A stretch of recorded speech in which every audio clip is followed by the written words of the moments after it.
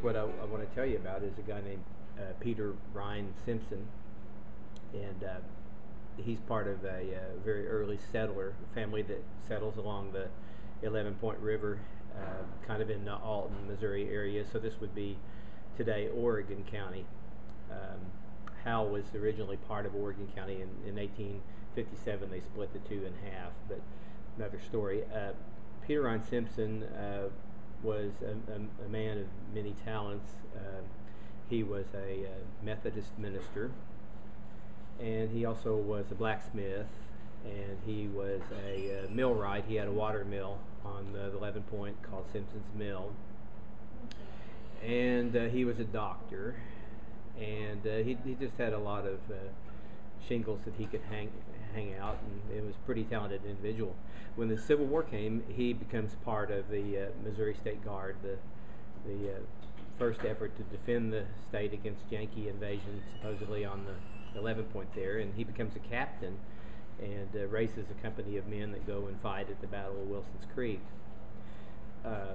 After all that kind of peters out, the problem that they get into, they win Wilson's Creek, they win Lexington, but then another story in Arkansas, and Peter follows the army to Pea Ridge where they're defeated, and that's where he got to jump ship and comes back to his home in Oregon County and gets back on the river.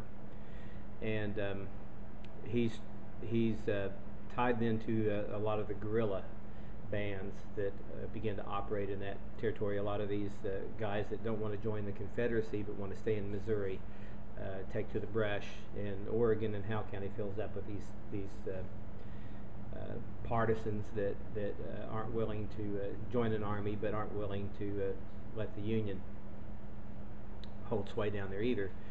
So Simpson's getting along famously with them. He's a blacksmith for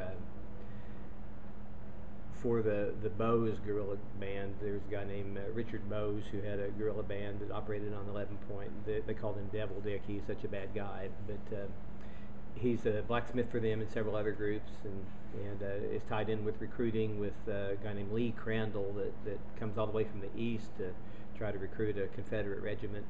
Anyway, he's really fitting in nicely with the Confederate movement in Missouri and the guerrilla thing too. So problem is, in the summer of 1863, he's picked up by a federal patrol, and this is kind of where local lore kicks in.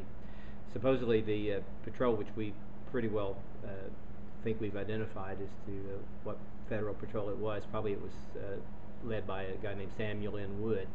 Another story I'll tell you about him in a minute. Anyway, they find recruiting posters in his water mill, so he's recruiting, which is a capital offense behind the Missouri lines in that era. In '63, the orders were out to not even bring those guys in, just execute him. So they told Simpson they're going to execute him, and he's wearing a pretty decent set of clothing, so they say, take your clothes off, because we don't want bullet holes in your clothes, you know. So they strip him naked, and in going through his papers in his pockets, they see that he's a minister. So the captain that's leading this company says, well, preach us a sermon. So he jumps up on a stump and he preaches a sermon.